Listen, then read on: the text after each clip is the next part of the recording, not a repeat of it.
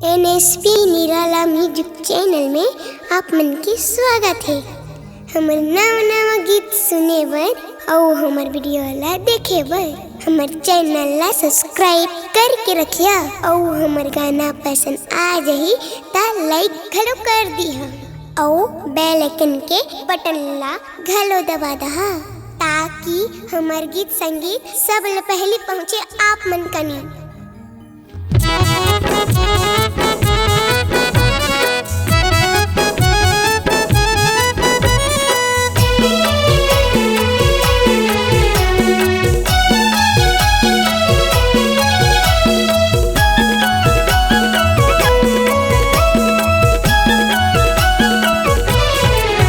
गिरतुरी के माटी में वो दीदी जन्म लिए है गुरु घासी है। गिरतुरी के माटी में गा भैया जन्म लिए है गुरु घासी है। चारों तीर्थ के शुक्ला ये है तय पावे दीदी, चारों तीर्थ के शुक्ला ये है तय पावे दीदी, ये है बसे है काबा काशी हा। गिरतुरी के माटी में गा भैया जन्म लिए है गुरु घासी है। गिरतुरी के माटी में गा भैया जन्म लिए है गुरु घासी है।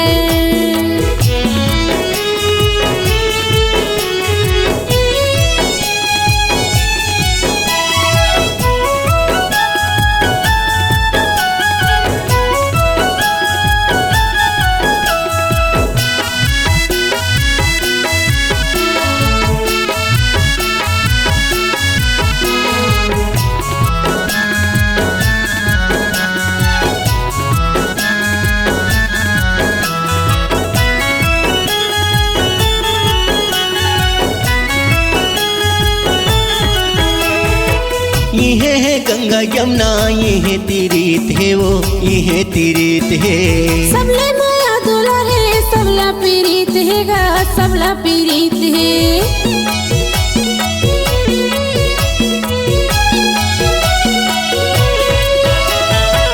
ये है गंगा यमुना ये है तीर्थ है वो, ये है तीर्थ है।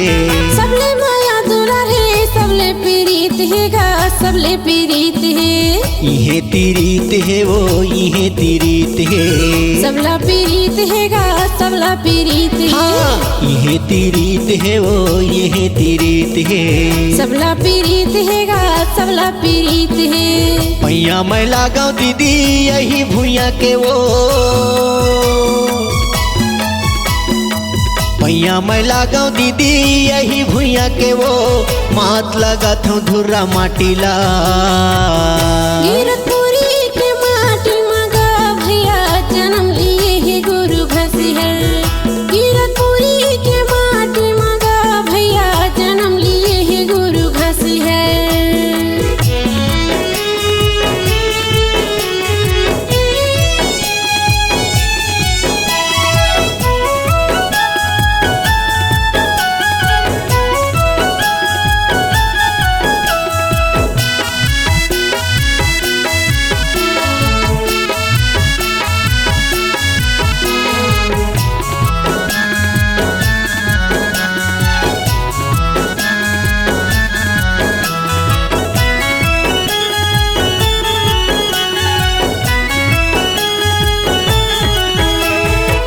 ये है जंगल झाड़ी ये है पहाड़ है वो, ये पहाड़ है। गुरु शरण मान निकले अमृत के धार है गा अमृत के धार है।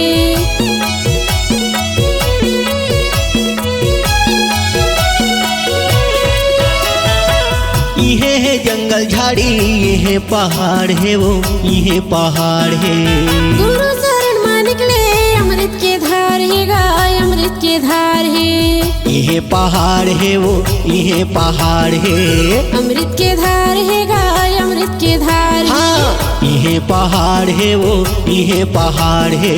अमृत के धार है गा अमृत के धार है। दर्शन के खातिर दीदी चोला मोर तरसत हावे, दर्शन के खातिर दीदी चोला मोर तरसत हावे, देख ले थू बाबा गुरु घासीला। गिरतुरी के माटी में गा भैया जन्म लिए है गुरु घासी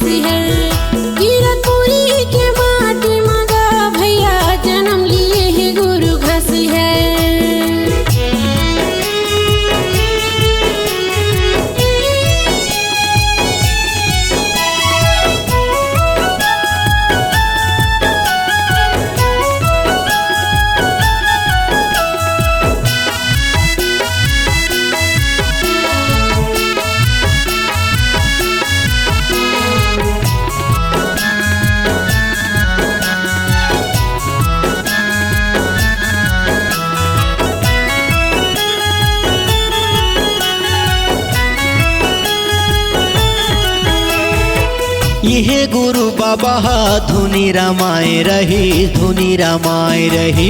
ओहे धुनी माँ बाबा तनलता पाय रहे, तनलता पाय रहे।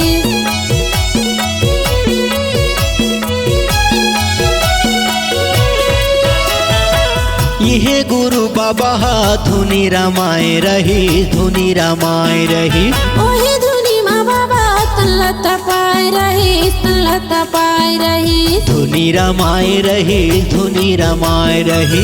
तनलता पाय रहे, तनलता पाय रहे। धुनी रामाय रही, धुनी रामाय रही। तनलता पाय रहे, तनलता पाय रहे। गुरु बाबा दीदी अखंड समाधि लेके,